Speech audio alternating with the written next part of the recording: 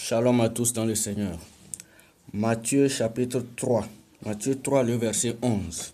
Moi, je vous baptise d'eau pour vous amener à la repentance. Mais celui qui vient après moi est plus puissant que moi. Et je ne suis pas digne de porter ses souliers. Lui, il vous baptisera du Saint-Esprit et de feu. Il vous baptisera du Saint-Esprit et de feu. C'est Jean-Baptiste qui est en train de parler en annonçant Jésus. Chrétien, toi qui m'écoutes là, beaucoup connaissent le baptême du Saint-Esprit. Beaucoup connaissent ça, mais est-ce que vous avez déjà expérimenté le baptême du feu de l'Esprit? Avez-vous déjà expérimenté le baptême du feu de l'Esprit? Si tu l'as expérimenté, pourquoi tu as peur d'affronter les gens? Pourquoi tu as peur de défendre l'intérêt de Dieu? Pourquoi tu as peur de prendre la parole là où les gens sont en train de se moquer de Jésus-Christ? Simon n'avait pas expérimenté ce baptême de feu. Quand on parlait de Jésus, il faisait la bouche. Lorsqu'on devait tuer Jésus, il a dit quoi? Que lui ne connaît pas Jésus. Beaucoup de chrétiens, ils connaissent Jésus de nom, mais n'ayant pas encore expérimenté le baptême du feu du Saint-Esprit, lorsque les gens, ceux qui ne croient même pas en Jésus, sont en train de se moquer de Jésus, ils n'arrivent pas à prendre de la parole pour défendre le Seigneur. Mais lorsque Simon a expérimenté le baptême du feu lors de la Pentecôte, la Bible dit des langues semblables à des langues de feu descendues sur eux et se posèrent sur chacun d'eux. Ils furent remplis du Saint-Esprit et parlaient en langue. Quand Simon a expérimenté le baptême du feu du Saint-Esprit, le gars là, son caractère a été affermi dans le Seigneur. Il a commencé par parler. Il a commencé par défendre son Seigneur. Chrétien, pourquoi tu n'arrives pas à défendre? Tu dis tu as expérimenté le baptême du Saint-Esprit. Tu parles en langue. Je ne dis pas non. Mais est-ce que as-tu expérimenté le baptême du feu? Parler en langue là ne veut pas dire que tu as expérimenté le baptême du feu. Combien de chrétiens dans les églises, ils parlent en langue, mais quand le culte finit là, ils ont peur de défendre l'intérêt de Christ. Ils ont peur de parler de Jésus. Ils ont peur même d'afficher leur appartenance à Christ, parce que vous n'avez pas encore expérimenté le baptême du feu. Le baptême du feu. Hey, le prophète Ésaïe, il pensait faire ce que Dieu veut. Quand vous prenez Ésaïe 1 jusqu'à Ésaïe 5 là, le gars là, il crie malheur, malheur, malheur aux gens. Mais Ésaïe 6, l'année de la mort du roi Osias, l'année de la mort du roi Osias, il dit, il vit l'Éternel, tout ça là. Et maintenant, qu'est-ce qui va changer? Allez lire Ésaïe 6. Quand il a vu ça là, un séraphin est venu vers lui. Parce que quand il a vu la présence, la gloire de Dieu, il s'est crié malheur à lui-même. Malheur à lui-même. Mais le séraphin est venu à lui. Il a pris la braise de feu, le feu ardent déposé sur sa langue pour le purifier.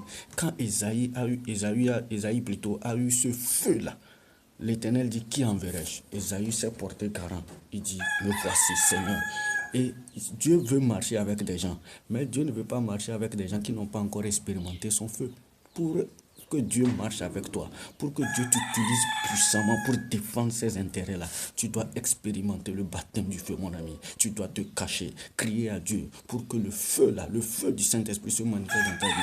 Que fait le feu? Le feu vient consumer tout ce qui est faiblesse en toi. Le feu vient détruire ta timidité. Combien de chrétiens sont timides? Combien de chrétiens ont la bouche paralysée lorsqu'il faut défendre l'intérêt de Christ? Combien de chrétiens, même dans leur famille, les parents parlent mal de Jésus, mais ils sont la bouche fermée.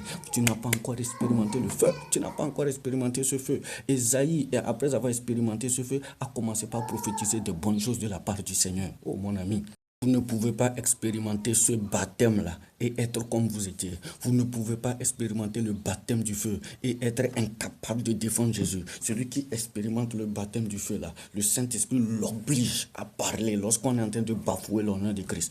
Quand vous prenez acte 2, là, les gens se moquaient des disciples. Parce que quand ils parlaient en langue, allez vérifier que les gens se moquaient. Alors, Pierre a pris la parole. Et il a commencé par dire, il a commencé par parler. Il était poussé par l'esprit. Il parlait.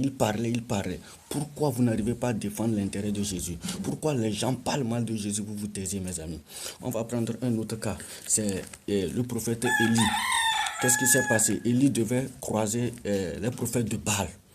Pour aller croiser les prophètes de Baal, maintenant tu dois savoir comment te disposer pour expérimenter le baptême du feu. Quand ils sont allés, il y a confrontation. Chacun doit démontrer la puissance de son Dieu. Vous connaissez peut-être ce passage-là. Maintenant, Élie, qu'est-ce que Élie va faire premièrement? Arrivé, Élie va rétablir l'autel de Dieu. Il va prendre 12 pierres, qui symbolisent les 12 tribus d'Israël, pour déposer et offrir l'holocauste. Ça, c'est un sacrifice. Quand il a offert l'holocauste, le feu de Dieu est descendu. Pour que toi, Dieu t'utilise pour expérimenter le baptême du feu, tu dois pratiquer Romains 12, le verset 1, où il dit « Offrez-vous à Dieu comme un sacrifice vivant. Cela sera pour vous un culte raisonnable. » Tu veux expérimenter le feu pour être utile dans la main de Dieu, tu dois te livrer à Dieu comme un sacrifice vivant. Un sacrifice. Tu dois accepter, livrer ton corps, ta vie comme un sacrifice dans la main de Dieu, pour que le feu de Dieu la descende sur toi, pour que le feu de Dieu, le Saint-Esprit manifeste ce feu-là, pour consumer. Parce que regardez, le verset 38 de 1 Roi 18, que va-t-il se passer? Le feu de Dieu, quand Élie a offert l'holocauste là, le feu va descendre. Le verset 38 de 1 Roi 18.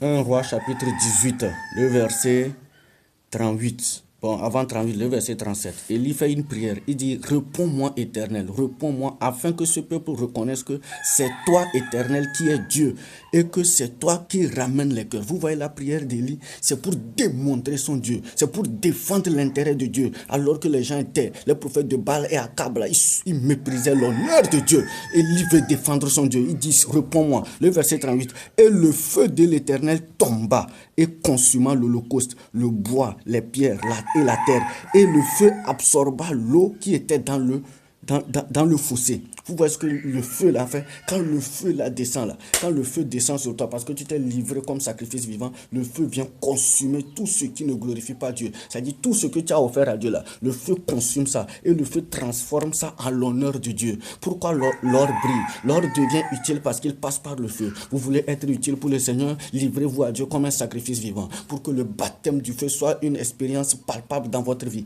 Et quand le baptême du feu là vient là, le verset 39, écoutez, quand tout le peuple vit cela, ils tombèrent sur leur visage et dirent, c'est l'Éternel qui est Dieu et l'Éternel. Saisissez les prophètes de Baal, leur dit Élie.